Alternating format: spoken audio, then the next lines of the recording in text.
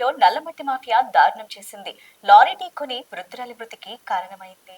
రాజధాని ప్రాంతమైన ఉండవల్లిలో నల్లమట్టి మాఫియా ఆగడాలు పరాకాష్ఠకు చేరాయి. నిబంధనలకు విరుద్ధంగా అతివేగంతో దూసుకెళ్తున్న మట్టి లారీల వల్ల సామాన్యుల ప్రాణాలు గాల్లో కలిసిపోతున్నాయి. తాజాగా సాయిబాబా గుడి సమీపంలో వేగంగా వచ్చిన ఓ నల్లమట్టి లారీ ఢీకొట్టడంతో ఓ వృద్ధురాలు అక్కడికక్కడే మరణించింది. ఈ ఘటన స్థానికంగా తీవ్ర విషాదాన్ని, ఆగ్రహాన్ని నింపింది. గ్రామస్తులు తమ గోడును వెళ్లబోసుకుంటూ ప్రతిరోజు మృత్యువుతో పోరాటం చేస్తున్నామని ఆవేదన వ్యక్తం చేస్తున్నారు. నల్లమట్టి మాఫియా లారీలు సమయం సందర్భం లేకుండా 24 గంటల పాటు రోడ్లపై విచ్చలవిడిగా తిరుగుతున్నాయి. లారీల వేగం చూస్తుంటే రోడ్డు మీదకు రావాలంటేనే భయమేస్తుందని, ఎప్పుడు ఏ లారీ ముంచుకొస్తుందో తెలియని పరిస్థితి నెలకొందని స్థానికులు వాపోతున్నారు.